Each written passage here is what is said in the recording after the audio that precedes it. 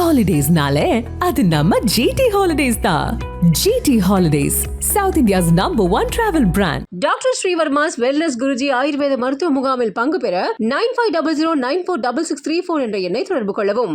ஜெயச்சந்திரனின் அடடா ஆடி ஆஃபர் 5% முதல் 70% வரை discount. I am ready to face the consequences.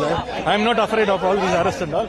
We are ready to face the consequences. திமுகவின் அடுத்த வாரிசு அவர் ஒரு பொறுப்போடு பேசியிருந்தா இதெல்லாம் நடந்தே இருக்காது. பச்சை துண்டு போட்டவர்கள் எல்லாம் விவசாயிகள் கிடையாது. சகப்பு துண்டு போட்டா கம்யூனிஸ்டுகளா? உண்மையான விவசாயி துண்டே போட மாட்டான். விவசாயியா இவர் சினிமாவில் கூட நடிச்சவர் இல்லை. நீதிமன்றத்தில் பார்த்துக்கலாம், சட்டப்படி சந்திப்போம். எங்க தண்ணி வருதோ இல்லை அக்கா தண்ணி வரணும்.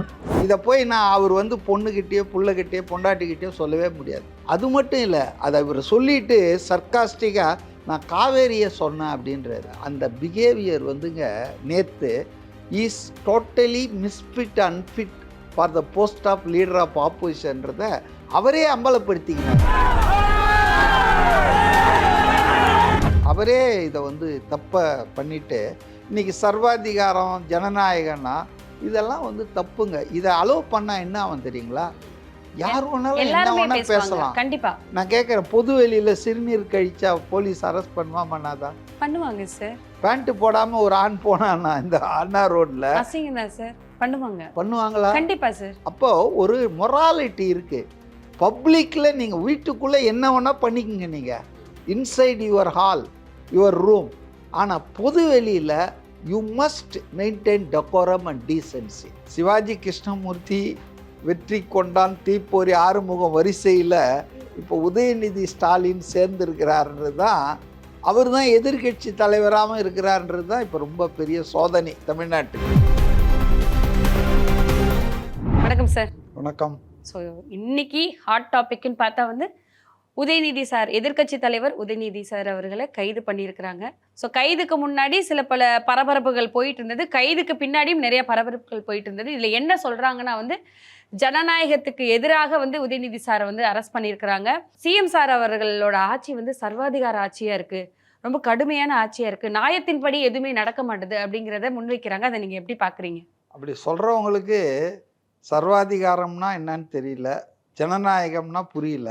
ஏன்னா ஜனநாயகம் சர்வாதிகாரம்னா தெரிஞ்சு எங்களுக்கு இது ஒரு சாதாரண சட்ட நடவடிக்கையாக தான் பார்க்குறேன். ஸோ நேற்றைய தினம் திரு உதயநிதி ஸ்டாலின், எதிர்கட்சி தலைவர், திமுகவின் அடுத்த வாரிசு, அவர் ஒரு பொறுப்போடு பேசியிருந்தால் இதெல்லாம் நடந்தே இருக்காது. விவசாயிகளுக்கான ஒரு ஆர்ப்பாட்டம் நடத்துகிறோம், அந்த இடத்துல ஒரு பெண்ணை தவறா பேசுறதோ இல்ல ஒரு சிஎம் டம்மி சிஎம் சொல்றது, இந்த மாதிரி எல்லாம் அந்த ஆர்ப்பாட்டத்துல பேசணும் ஒரு அவசியம் இருக்கா சார்? இல்ல வன்மம் தாங்க, வன்ம அரசியல் தாங்க. முதல்ல நீங்க என்ன தெரிஞ்சுக்கணும்னா, ஏன் 3ஆம் தேதி இந்த ஆர்ப்பாட்டத்தை வச்சாங்க? ஃபர்ஸ்ட் ஆஃப் ஆல் இந்த டேட் பட்ஜெட்டோ இல்ல இந்த 3ஆம் தேதி தான் ஒரிஜினலா இவரு நம்ம முதலமைச்சர் விஜய் அவர்கள் சிவகுமாரை பெங்களூர்ல போய் சந்திக்கிறதுக்கான ஏற்பாடு செய்யப்பட்ட நாள். ஸோ அந்த நாளில் இங்கே தஞ்சாவூரில் அந்த நியூஸை ஓவர் ஷேடோ பண்ணோம், அதை டம்மி ஆக்கணுன்றதுக்காக இவங்க பிளான் பண்ணது தான் இந்த இது. இன்னைக்கு 27,000 கன அடி வினாடிக்கு திறந்து விட்டுட்டு இருக்காங்க. ஸோ இவங்க எதெல்லாம் அட்வான்டேஜாக எடுக்கணும்னு பார்த்தாங்களோ அதெல்லாம் இவங்க 3ஆம் தேதி போகிறதுக்குள்ளே அது தண்ணி வந்தாச்சு, எல்லாம் ப்ராப்ளம் சால்வ் ஆயிடுச்சு. ஸோ அப்போ அவங்களுக்கு எதை வச்சு பேசுறதுன்னு போது அந்த பேனரில் நான் பார்த்தேன், அவங்க ஆர்ப்பாட்டம் வச்சிருந்தாங்க இல்லையா, பச்சை துண்டு போட்ட விவசாயிகள், பச்சை துண்டு போட்டவர்கள் எல்லாம் விவசாயிகள், சகப்பு துண்டு போட்டா கம்யூனிஸ்டுகளா, கருப்பு துண்டு போட்டா தீக்காவா? இந்த கலர் அரசியலே எனக்கு புரியல. யார் வேணாலும் போட்டுக்கலாம், யார் ஒண்ணா எதை ஒண்ணா போட்டுக்கலாங்க. அதனால அது சும்மா இவங்கெல்லாம் சிம்பாலிக் அரசியல் பண்றாங்க. உண்மையான விவசாயி துண்டே போட மாட்டான். பச்சை கலர், மஞ்சள் கலர், சிவப்பு கலர், கருப்பு கலர்னு போட்டால் விவசாயி ஆயிடுவாங்களாம். டிஷர்ட் போட்டுக்கிட்டு இருப்பார், நல்லா பாருங்க. அதில் அட்லீஸ்ட் உதயநிதி நேற்று வேஷ்டி கட்டிக்கிட்டு துண்டை போட்டிருந்தாருன்னா கூட ஐ கேன் அண்டர்ஸ்டாண்டு. டிஷர்ட்டு, நல்ல ஜீன்ஸ் பேண்ட்டு, அது மேலே இந்த துண்டை போட்டு இவர் ஒரு விவசாயியாக இவர் சினிமாவில் கூட நடித்தவர் இல்லை உதயநிதி, புரியுதுங்களா? சரி, அப்போது இவங்களை பொறுத்தவரையில் எந்த நோக்கத்துக்காக இவங்க அந்த டேட்டை ஃபிக்ஸ் பண்ணி தஞ்சாவூர் போனாங்களோ அது ஆஃப் ஆயிடுச்சு. சரி, இதனால முழுக்க முழுக்க டிஎம்கே பேர் தானே சார் கெட்டு போகும்.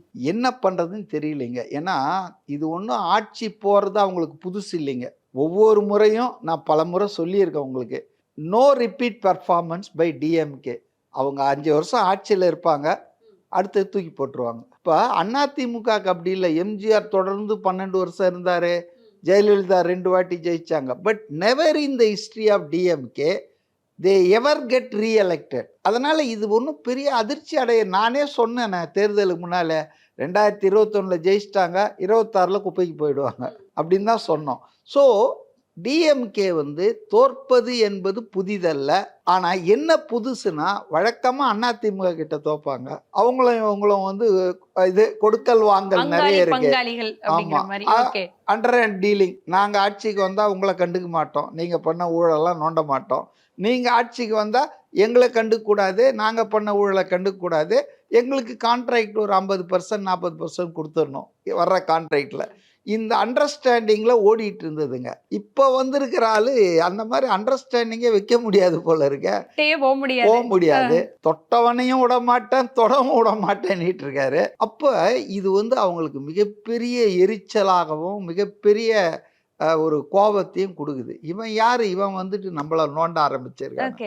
ஸோ அந்த அளவுக்கு வன்மம் விஜய் மேலே. ஒருவேளை நான் என்ன நினைக்கிறேன்னா, விஜயுடைய குருவி படம்னு ஒன்று தெரியுங்களா, அது ப்ரொடியூசரே இவர் தானே, ரெட் ஜெயண்ட். ஃபஸ்ட்டு படம் விஜய் வச்சு தான் எடுத்தார். முதலாளி நான் சம்பளம் கொடுத்த ஒரு ஆள் முதலமைச்சராக உக்காடுறதா, எங்கள் அப்பா உக்காந்த நாற்காலியில், எங்கள் தாத்தா உக்காந்த இப்படிலாம் சில்லறத்தனமாக நினைச்சதின் விளைவு ஒரு பர்சனல் ஈகோ டெவலப் பண்ணிட்டாங்க. அதனால விஜய் முதல்வராக வந்த முதல் நாள்ல இருந்தே அவருக்கு எதிராக இவங்க பேச ஆரம்பிச்சிட்டாங்க. சார், ஒரு எதிர்க்கட்சி தலைவர் ஒரு இடத்துக்கு போறோம், என்ன வார்த்தைகள் யூஸ் பண்ணணும், என்ன வார்த்தைகள் யூஸ் பண்ணக்கூடாது அப்படிங்கிறது கூட தெரியாதா சார்? நான் ஒரு இடத்துல இருந்திருந்தா நான் என்ன சொல்லியிருப்பேன்னா, அமைதியா இருங்க, இதெல்லாம் பேசக்கூடாது, இதெல்லாம் சொல்லக்கூடாது. நம்ம வந்திருக்கிற நோக்கம் எது? நம்ம கர்நாடக அரசை எதிர்த்து, மத்திய அரசை எதிர்த்து நாங்கள் போராட வந்திருக்கிறோம். நம்ம இங்கே இதெல்லாம் பேசக்கூடாதுன்னு சொல்லி நிறுத்தியிருப்பேன். அப்படி தான் இவங்க தானே எல்லாமே தயார் பண்ணுறவங்க. அதனால் அந்த பேர் வந்த ஒன்றா இவர் அப்படி டக்குன்னு ஒரு மோசமான, அருவருக்கத்தக்க, ஆக்வர்ட், ஆபாசமான வல்காரிட்டி. இதை போய் நான் அவர் பொண்ணுகிட்டயோ புள்ளகிட்டயோ பொண்டாட்டிக்கிட்டயோ சொல்லவே முடியாது. கண்டிப்பாக சார். ஒரு பதவி நேரலையில் வருது, தொலைக்காட்சிகளில் மெயின் ஸ்ட்ரீம் வருது, எல்லாரும் பார்க்குறாங்க. என்ன சொல்கிறாரு, ஏதோ இந்த தண்ணி அந்த தண்ணி அதில் தான்றாங்களே. அது மட்டும் இல்லை, அதை இவர் சொல்லிட்டு சர்க்காஸ்டிக்காக நான் காவேரியை சொன்னேன் அப்படின்றாரு. அந்த பிஹேவியர் நேற்று is totally misfit unfit for the post of leader of ஆப்போசிஷன்றதை அவரே அம்பலப்படுத்திக்கினார். சார், ஒரு எதிர்க்கட்சி தலைவர் பொறுப்பு அது எவ்வளோ பெரிய பொறுப்பு, எவ்வளோ முக்கியமான பொறுப்பு? இல்லை, எவ்வளோ பேருங்க இருந்திருக்காங்க. எதிர்க்கட்சி தலைவராக கருணாநிதியே இருந்திருக்காரு, எடப்பாடி பழனிசாமி இருந்திருக்காரு, ஸ்டாலின் இருந்திருக்கிறாங்க. இப்போ அதாவது காங்கிரஸ் தலைவர்கள் பல பேர் இருந்திருக்காங்க. இப்போ எதிர்க்கட்சி தலைவர், அதுக்கு காரணமாக அரசியல் அனுபவம், முதிர்ச்சி இருக்கணும். இது எதுவுமே இல்லாமல் ஃபேமிலி, கருணாநிதி பேரன், ஸ்டாலின் பையன், திமுகவில் எவ்வளோ வெட்ரன்ஸ் இருக்காங்க, KN நேரு, தங்கம் தென்னரசு, இப்படி எவ்வளோ பேர் இருக்காங்க. அவங்களெல்லாம் விட்டுட்டு ஒன்றுமே இல்லாத முன்னாள் நடிகர் இவர், எக்ஸ் ஆக்டர் தானே இவர். சீமானுக்கு அது மட்டும் தெரிய மாட்டேங்குது, விஜய் தான் நடிகர்னு பேசி. இல்லை, நேற்று அதையுமே கேட்டேன். நேற்று ஒரு பக்கம் உதயநிதி சார்னா, அதற்கு முந்தா நாள் சீமான் சார் பல்லாவரத்தில் நடிகர் பின்னாடி மக்கள் போறாங்க. அதாவது நான் என்ன கேட்குறேன்னா, சீமான் ஒரு மோசமான சந்தர்ப்பவாதி. அதாவது ஆப்பர்ச்சுனிஸ்ட் டு த கோர்னுவாங்க தெரியும், பச்சோந்தின்னு ஒன்று இருக்கும், அது அந்த கிளையை அந்த இலைக்கு ஏற்றா போல் மாறும். அது மாதிரி பொலிட்டிக்கல் சூழலுக்கு ஏற்ற மாதிரி தன்னை மாற்றிக்கிறவர். நாக்கில் எலும்பு இல்லைன்றதுக்காக அவர் எதை ஒன்றா பேசுவார். ஜோசப் விஜய்னு எப்படி வந்தாது பேர்? விஜயின் தானே சினிமாவில் நடிச்சிட்டு இருந்த, அரசியலுக்கு வந்தோன்னு ஜோசப் விஜய்னு எப்படி வந்த, இது எதுக்கு வந்த, அப்படி இப்படின்லாம் பேசுறாரு. அதான் நான் சொல்ல. ரஜினிகாந்த் பேர் என்ன உங்களுக்கு தெரியுமா? Shivaji Rao Gaikwad. Because he was a Marathi by birth, brought up in Karnataka, கண்டக்டராக இருந்தார். தமிழ்நாட்டில் வந்து அவருடைய வாழ்க்கை அமைஞ்சு போச்சுன்னு வச்சுங்க. இப்போ ரஜினிகாந்த்னு பாலச்சந்தர் அவருக்கு சினிமாவுக்காக ஒரு பேர் வைக்கிறாரு. ஸோ சினிமா துறையில் நீயும் அசிஸ்டன்ட் டைரக்டராக குப்பை கொட்டிட்டு தானே வந்துருக்கிற. You are not successful director, either successful actor. உனக்கு என்ன யோகியதை இருக்குது? திரையில் தேடாதீர்கள், நடிகனுக்கும் தலைவனுக்கும் வித்தியாசம். You yourself is a actor. அதனால் அதில் என்ன சொல்கிறாருன்னா ஜோசப் விஜய்ன்னு சொன்னாராம். விஜய் பேர் சர்டிஃபிகேட் படி அவங்க அப்பா சந்திரசேகர் ஜோசப் விஜய். பேங்க் ரெக்கார்டில் இருக்கிறது எல்லாம் ஜோசப் விஜய் தானேங்க. சினிமாவில் பேர் வச்சுக்கிறது நம்ம எவ்வளோ பார்த்துருக்கோம். இப்போ சிவாஜி கணேசன் பேர் கணேசன் தான். ஏன் சிவாஜின்னு வச்சாங்க? அண்ணா உருவாக்கிய ஒரு ட்ராமாவில் சிவாஜியை அவர் நடித்தார். ஸோ சினிமாவில் பேருக்கும் ரியல் பேருக்கும் சம்பந்தம் இருந்ததே கிடையாது. இப்போ இந்த ஆள் இருக்கார சீமான், அவர் பேர் சீமானா சைமன், அவங்க அப்பா பேர் என்ன செந்தமிழனா, செந்தமிழன் சீமான், செபாஸ்டியனுங்க அவங்க அப்பா. இவங்கெல்லாம் அப்பாவுக்கே பேர் வைப்பாங்க. அந்த மாதிரி ஜோசப் விஜய்ன்னு சொல்றாரு, விஜய்ன்னு சொல்றாரு. இதுக்கு பின்னால ஒரு மதத்தை நீ கொண்டு வர பாருங்க. எவ்வளோ நாம் தமிழர்னு சொல்லிக்கிட்டு இன்னைக்கு அம்பாசமுத்திரத்தில் நான் ஒரு குறிப்பிட்ட ஜாதி, உன் ஜாதி அங்கே அதிகமாக இருக்குதுன்னா அங்கே போய் பொது வேட்பாளரை நிற்கிறேன், கொலவெறியில் இருக்கிறேன்னு பேசுகிறேன். நீலாம் வந்து நாம் தமிழர், தமிழர்களெல்லாம் ஏற்றுக்கிட்டாளா நீ? அதனால் விஜய் வந்து இந்த ஜாதி சிமிழ் மத சிமிழில் அடங்க மாட்டாருங்க. கண்டிப்பாக சார். அவர் வந்து எம்ஜிஆர் மாதிரி ஜெயலலிதா மாதிரி எல்லாத்துக்கும் அப்பாற்பட்ட ஆள். அதனால் அவரை போயிட்டு பீலிட்டில் பண்ணுற மாதிரிலாம் அவர் பல்லாவரத்தில் பேசினார். அது வந்து இன்னும் மதிப்பிழந்து தான் போவார் அவர். அதுக்கு மேலே அவர் நம்ம ஏதாவது பேசணுமா சீமானை பற்றி? இல்லை, இதுக்கு மேலே எதுவும் பேச வேண்டாம். அதனால் உதயநிதியின் கைது வந்துங்க என்னை பொறுத்தவரையில் இது ஒரு மெசேஜ் சொல்ல விரும்புகிறாரு விஜய்ன்னு தான். கண்டிப்பாக யாராக இருந்தாலும் நடவடிக்கை எடுக்கப்படும். thus far no further. கண்டிப்பாக இதில் கூட நான் ஏன் சீரியஸாக இருக்குன்னு நான் சொல்கிறேன் இந்த அரசுனா, மாடஸ்டி ஆஃப் தி உமன் அதை வந்து இவங்க வந்து கொஸ்டின் பண்ணுறாங்க. பொதுவெளியில் நியாயமே இல்லாமல் அவங்க ஒரு நடிகை, அவங்க எந்த அரசியல் கட்சியிலும் இல்லை, திமுகக்கு எதிராக எதுவும் சொல்லலை, காவேரி நீர் பிரச்சனையிலையும் அவங்க எதுவும் கருத்தையும் சொல்லலை. அப்படி இருக்கும்போது அன்னெசரிலியா அவங்கள ட்ராக் ஆன் பண்ணிட்டு வந்து ரொம்ப ஆபாசமா நீங்க பேசுறீங்கன்னா யார் லைசன்ஸ் கொடுத்தது? உங்களுக்கு யார் இந்த லைசன்ஸ்? உங்க வீட்டுல இருக்கிறவங்கள பேசலாமா? கண்டிப்பா சார், கண்டிப்பா. ஆப்போசிட்ல உட்காந்துருக்கவங்க 1000 பேசுவாங்க. அவர் ஒரு எதிர்க்கட்சி தலைவர், அதை வாங்கி அதற்கு இவர் பதில் சொல்லணும் அவசியம் இல்லை சார். ஏங்க இவரு தானேங்க அதெல்லாம் பேசினாரு. அவங்க வெறும் பேரை தான் சொன்னாங்க. சரி, அவங்க பைத்தியக்காரனுங்க. ஒரு முறைப்பார் விஜய் தெரியுங்களா? அவங்க ஆட்கள்லாம் ஏதாவது தப்பா கோஷம்லாம் போட்டாங்கன்னா அவர் அப்படி ஒரு முறைப்பார். முறைச்சாங்கன்னா அப்படியே சைலண்ட் ஆகிடுவாங்க. அவன் தாங்க தலைவன். தலைவன் என்பவன் யாருன்னா தன்னுடைய அணிகள், தன் ஃபாலோயர்ஸு தப்பாக பண்ணாங்க. நல்ல ஒரு உதாரணம் சொல்கிறேன் உங்களுக்கு. சட்டசபை கூட்டத்தொடர் நடந்ததில் போன முறை, அப்போ ஏதோ வாயில் வரும்போது கருணாநிதி அவர்கள் அப்படின்னாரு. அவர்கள் தான் சொன்னார் கருணாநிதி. அப்புறம் அவரே யாரும் சுட்டி காட்டல, சரி கலைஞர் கருணாநிதி அவர்கள்னாரு, திருத்தினார். கண்டிப்பாக சார். ஸோ தன் எதிராளியை கூட மரியாதையோடு ஒரு ரெஸ்பெக்ட் கொடுத்து கூப்பிடணுன்ற ஒரு பண்பட்ட தலைவர். அவ்வளோ நிதானம், அவ்வளோ மரியாதையாக பேசுவார், எளிமையாக இருப்பார், டவுன் டு எர்த்து. எல்லாரையும் பேச விட்டுட்டு கேட்டுட்டு இருப்பார், லிசனர். அவர் வந்து சீமான் மாதிரி மைக் காமிச்சோன்னா எல்லா இடத்துலையும் பேசிகிட்டு இருக்க மாட்டார். அவர் பேச மாட்டாரான்னு எல்லாரும் எதிர்பார்ப்பாங்க. ஐயோ முடிச்சிட்டாரேன்னு கவலைப்படுவாங்க. மற்றவெல்லாம் எப்படா முடிப்பான்னு காத்துன்னு இருப்பாங்க வாட்சை பார்த்துக்கிட்டு. ஸோ அவர் சுருக்கமாக பேசுவார், திருக்குறள் மாதிரி 2 பேசுவார், அதோட அவ்வளோதான். இன்னும் கொஞ்சம் பேசியிருக்கூடாதா அப்படின்னு தான் தோணும். அது அவருடைய ஹேபிட்டு. ஒவ்வொருத்தருக்கும் ஒரு ஹேபிட்டு. இப்போ 1.5 மணி நேரத்துக்கு கம்மியாக பேச தெரியாது வைகோவுக்கு, சீமானுக்கு 2 மணி நேரத்துக்கு கம்மியாக பேச தெரியாது. அவங்களெல்லாம் 2 நிமிஷத்தில் பேசுங்கன்னா என்ன பேசுறதுன்னே முழிப்பாங்க. சுருக்கமாக பேசிய பழக்கம் கிடையாது. ஸோ அதனால் வந்துங்க நேற்று வந்து உதயநிதி அவர்கள் அவரே இதை வந்து தப்பை பண்ணிட்டு இன்னைக்கு சர்வாதிகாரம் ஜனநாயகம்னா இதெல்லாம் வந்து தப்புங்க. இதை அலோவ் பண்ணா என்ன ஆகும் தெரியுங்களா? யார் வேணாலும் என்ன வேணா பேசலாம். கண்டிப்பா. இப்போ நடிகைன்னா அவங்க ஒரு மகள் தானேங்க, சிட்டிசன் தானே. உங்களுக்கு என்ன ஏதாவது அரசியல் ரீதியாக அவங்க இன்வால்வ் ஆகிருந்தா கூட நீங்கள் பேசுறதுல நான் ஒத்துக்குவேன்.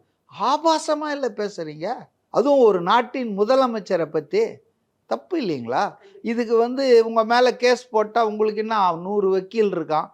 இவர் இங்கே உள்ளே உட்காந்துட்டு இருக்காரு, அதுக்குள்ளே 10 வக்கீல் ஹைகோர்ட்டில் போயிட்டு அவருக்கு வந்து ஜாமீன் பண்ணணும், அரெஸ்ட் பண்ணக்கூடாதுன்னா என்ன? மற்றவன்லாம் இது மாதிரி பேசினா அரெஸ்ட் ஏங்க? சவுக்கு சங்கர் என்னங்க பண்ணாரு? ராபரி கண்டிப்பா சார், பண்ணாரா? நான் கேட்க வந்தேன். ராபரி பண்ணாரா? டெக்காய்ட் பண்ணாரா? வல்கரா பேசினாரா? வேற என்ன பேசுறாரு? மக்களுக்கு விஷயங்களை ஆட்சியாளர் எடுத்து சொன்னாரு. அவர் கையை உடைச்சிங்க, அவர் மேல கேஸ் போட்டீங்க, குண்டாஸ் போட்டீங்க. ஒரு யூடியூபர் மேல 2 குண்டாஸ் போட்டாரு. எல்லாரையும் ஓட விட்டாங்க. லியோன்னு ஒரு ஆள் அந்த கம்பெனியை விட்டு போய் அவன் தனியா அவனை ஓட விட்டாங்க. ஸோ நீங்கள் வந்து ஒரு கருத்து சுதந்திரத்தை, ஒரு பேச்சு உரிமையை, ஒரு அரசை விமர்சிக்கிற அந்த ஒரு பண்பை என்னைக்காவது ஏற்றுக்கிட்டு இருக்கீங்களா? நீங்கள் வந்து இது மாதிரி பப்ளிக்கில் பெண்களை கேவலப்படுத்துவீங்க, ஆபாசமாக ஏங்க ஆபாசமாக பேசுறதுக்கு நான் கேட்குறேன், பொது வெளியில் சிறுநீர் கழிச்சா போலீஸ் அரெஸ்ட் பண்ணுவா பண்ணாதா? பண்ணுவாங்க சார். பேண்ட் போடாமல் ஒரு ஆண் போனான்னா இந்த அண்ணா ரோட்ல அசிங்கம் தான் சார். பண்ணுவாங்களா? கண்டிப்பா சார். அப்போ ஒரு மொராலிட்டி இருக்கு. பப்ளிக்ல நீங்க வீட்டுக்குள்ள என்ன வேணா பண்ணிக்கங்க, நீங்க inside your hall, your room.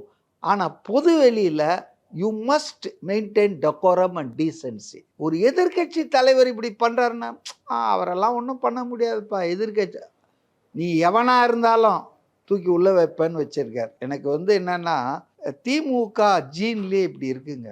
Sivaji Krishnamurthy, Vetrikondan, தீப்பொறி, ஆறுமுகம் வரிசையில் இப்போ உதயநிதி ஸ்டாலின் சேர்ந்துருக்கிறார்ன்றது தான், அவர் தான் எதிர்கட்சி தலைவராகவும் இருக்கிறார்ன்றது தான் இப்போ ரொம்ப பெரிய சோதனை தமிழ்நாட்டுக்கு. ஏன் இப்போ இதில் பொங்கி வழிஞ்சிட்டாருன்னா விஜய், அவர் அவமானம் எவ்வளோ பண்ணிட்டு இருக்காங்க. நேற்று டம்மி முதல்வர்னாங்க, முட்டாள் முதல்வர் இன்னைக்கு கோஷம் போட்டாங்க. அவர் அதெல்லாம் கடந்து போயிடுவார். ஆனால் பெண்களை அவமானப்படுத்துறது, ஒரு பெண்ணை கேவலப்படுத்துறது அவரால் சகிச்சுக்க முடியாது. சிறப்பு சார், சூப்பராக சொன்னீங்க. ஸோ மக்களுக்கு இன்னும் நிறைய விஷயங்கள் நடக்கும்னு தெரியும், அதையும் எடுத்து சொல்லிட்டே இருப்போம். தொடர்ந்து பேசுவோம். நன்றி சார். ஹாலிடேஸ்னாலே அது நம்ம ஜிடி ஹாலிடேஸ் தான். GT Holidays, South India's #1 travel brand. Doctor Sreevarma's wellness Guruji ஆயுர்வேத மருத்துவ முகாமில் பங்கு பெற 9500946634 என்ற எண்ணை தொடர்பு கொள்ளவும்.